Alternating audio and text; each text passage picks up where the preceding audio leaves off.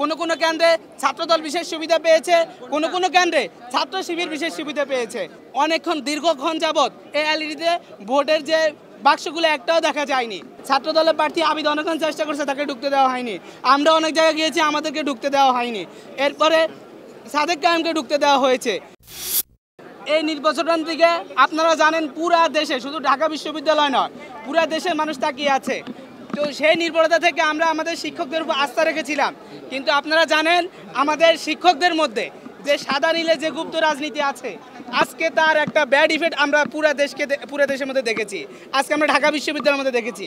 আমরা দেখেছি প্রত্যেকটি কেন্দ্রের মধ্যে যে শিক্ষক বলেছেন তিনি যে দলের হন, হয় বিএনপিপন্থী অথবা জামাতপন্থী, তিনি তার ছাত্র সংগঠনের জন্য মনে হয় যেন ওই কেন্দ্রটাকে ইজারা দিয়ে দিয়েছেন। তিনি তাদের ছাত্র সংগঠনকে সর্বোচ্চ সুবিধা দিয়েছেন।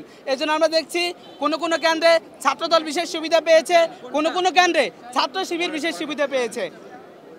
এরপর আমরা দেখতে পেয়েছি একেবারেই শুরুতে আমাদের এজেন্টকে বের করে দেওয়া হয়েছিল।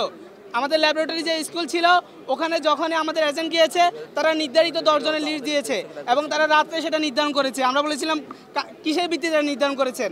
আমরা সেখানে দেখেছি এই 10 জনের মধ্যে 6 জন ছিল ছাত্র দলের, বাকি একজন ছিল বাক্সাসের এবং অন্যান্য স্বতন্ত্র প্রার্থীর, কিন্তু আমাদের এজেন্টকে থাকতে দেওয়া হয়নি। পরে আমরা সেটার জন্য আমাদের প্রধান নির্বাচন কমিশন তাকেও জানিয়েছি, যিনি ওখানে ছিলেন তাকেও জানিয়েছি, কিন্তু আমাদের বিষয়টা সলভ করতে করতে তারা প্রায় দুপুর গড়িয়ে বিকেলে এটা সলভ করেছেন।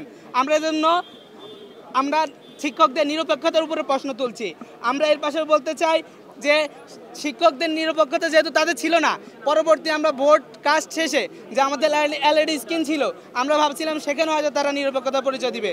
আমরা দেখেছি এই যে আমাদের পাশে যে আজকে এখানে টিএসসিতে রোকেয়া হলের ভোট গ্রহণ করা হয়েছিল, সেখানে অনেকক্ষণ দীর্ঘক্ষণ যাবৎ এই এলইডিতে ভোটের যে বাক্সগুলো একটাও দেখা যায়নি এবং সেখানে তারা মেইনস্ট্রিম কোনো মিডিয়াকে তারা ভিতরে ডাকেনি।